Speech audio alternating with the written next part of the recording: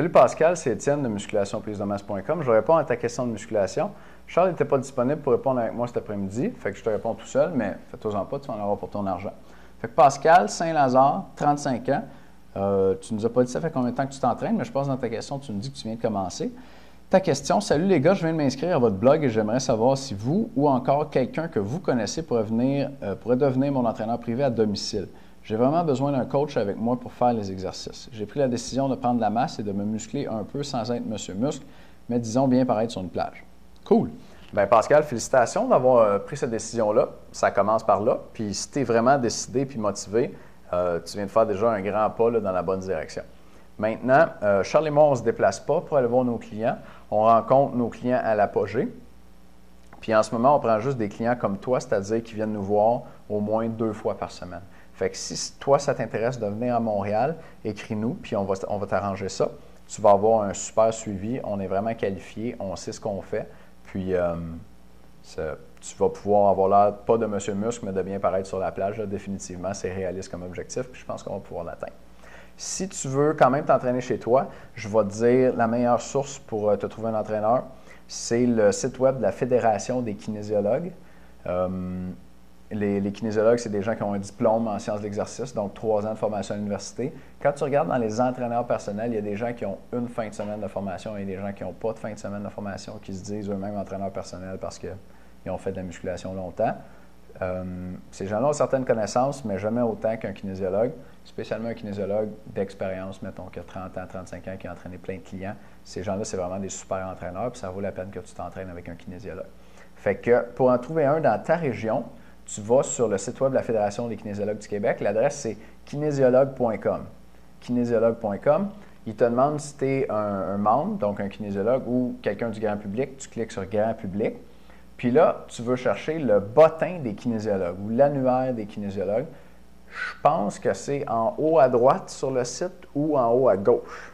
Fait que bottin des kinésiologues, tu cliques là-dessus, puis tu peux faire une recherche par région de tous les kinésiologues accrédités par la Fédération qui offrent leur service dans ta région, dans le fond. Puis là, tu vas trouver la liste complète avec même leur spécialité, puis les numéros de téléphone où les rejoindre, puis peut-être leur email. Fait que si tu en trouves une couple, je te dirais de les appeler toute la gang, de voir s'ils sont prêts à se déplacer chez toi, de comparer leur prix, combien ils facturent. Puis il y a certaines questions qui sont importantes à leur demander. Moi, je leur demanderais, ça fait combien de temps qu'ils sont entraîneurs? Ça fait combien de temps qu'ils sont diplômés? C'est quoi leur expérience comme entraîneur? Là? Parce qu'un kinésiologue qui vient juste d'être diplômé, c'est vraiment pas comme un kinésiologue qui a 10 ans d'expérience en musculation. Puis, en tout cas, à profil égal, j'irais pour celui qui a 10 ans d'expérience, définitivement. Une autre chose que tu veux voir, puis qui n'est pas tout à fait contrôlée par la Fédération, je pense, c'est de voir si ton kinésiologue a son RCR à jour.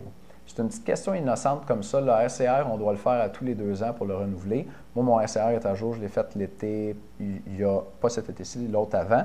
Puis je tiens ça à jour, puis c'est important. Le RCR, c'est la réanimation cardio-respiratoire. Là. À l'entraînement, il y a des risques minuscules que tu aies peut-être un incident cardiovasculaire. Puis les kinésiologues, normalement, dans leur bac, ils ont cette formation-là, une formation en premiers soins, ils savent quoi faire. Ils savent quoi faire, mais on doit se tenir à jour quand même. Puis si la personne à qui tu parles au téléphone n'est pas à jour, bien c'est le signe qu'elle n'est pas comme on top, qu'elle n'est pas comme, elle ne se tient pas vraiment à jour, puis elle n'est pas vraiment sérieuse dans ses affaires. Versus quelqu'un qui dit oui, j'ai fait ma formation, il est capable de te sortir la date, puis il dit moi, je suis à jour, mais là, tu sais que tu as affaire avec un kinésiologue sérieux, puis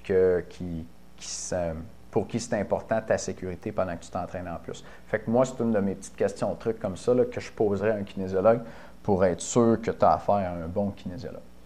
Fait que, mais sinon, s'ils sont accrédités par la Fédération, ça veut dire qu'ils ont des assurances, qu'ils ont un bon dossier, qu'ils n'ont jamais fait de grosses erreurs professionnelles. Fait que si tu passes par le site web de la Fédération des kinésiologues du Québec, c'est un bon départ. Puis là, tu passes en entrevue tes entraîneurs, puis tu leur poses ces petites questions-là. Combien de temps d'expérience, puis est-ce qu'il a son SCR à jour, puis c'est quand la dernière fois qu'il l'a fait. Puis tu vas t'assurer d'avoir quelqu'un, je pense, d'assez compétent pour t'entraîner.